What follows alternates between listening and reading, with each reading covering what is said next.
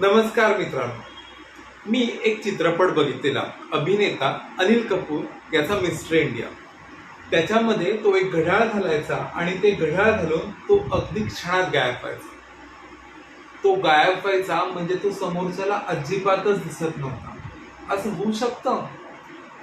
कुठलं असं घड्याळ तयार करून किंवा कुठली अशी शक्ती निर्माण करून एखादा व्यक्ती गायब म्हणजे एकदम अदृश्य होऊ शकतो?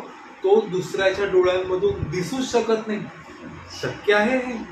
का शक्य नाहीये हे महर्षी पतंजली त्यांच्या पातंजल योगसूत्रामधल्या विभूतिपादामधल्या सूत्र नंबर 21 मध्ये सांगतात. आज आपल्याला हेच सूत्र नंबर 21 बघायचं आहे. काया रूप संयमार्थ तत ग्राह्य शक्ती स्तंभे चक्षु प्रकाश असंप्रयोगे अंतर्धान. बघा, या सूत्रामधल्या एक एक शब्दाचा अर्थ आपण समजून घेऊया. काया म्हणजे शरीर, त्याच्यामधलं जे रूप आहे, हे रूप जे आहे ते तन्मात्रांमध्ये येतं. म्हणजे एखाद्याला जे दिसण्याचं त्याचं रूपाचं जे वर्णन आहे ते तन्मात्रांमध्ये येतं. त्यावर जर एखाद्या योगी पुरुषाने संयम मिळवला तद ग्राह्य शक्ती स्तंभे. तद या शब्दाचा अर्थ काय? त्याच्या. ग्राह्य शक्ती म्हणजे त्याला दिसण्याची जी शक्ती आहे ती स्तंभे. स्तंभे म्हणजे इथे स्तंभित करायचे, थांबवायचे, पूर्णपणे बंद करून टाकायचे. चक्षु प्रकाश असंप्रयोगे.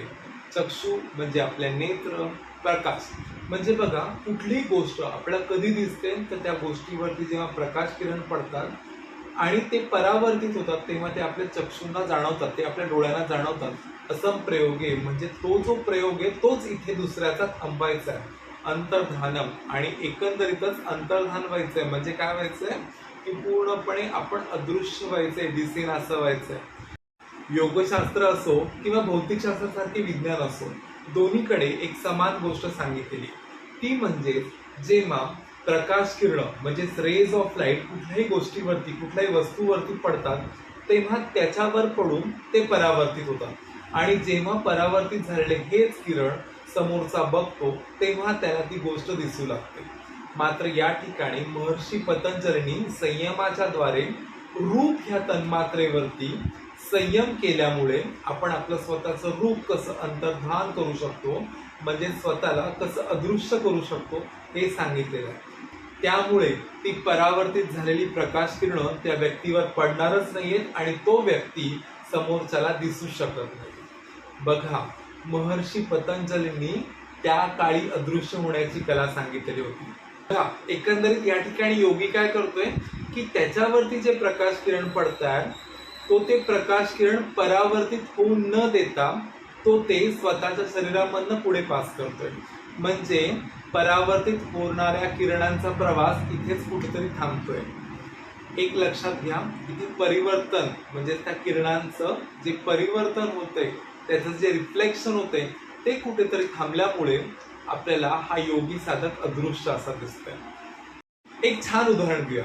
आपण जेव्हा मॉलमध्ये फिरतो तेव्हा काच किंवा कॅम्पलॉज जी मॉलच्या बाहेर लावलेली असते त्याच्या आतमध्ये काही स्टॅच्यूज ठेवलेले असतात.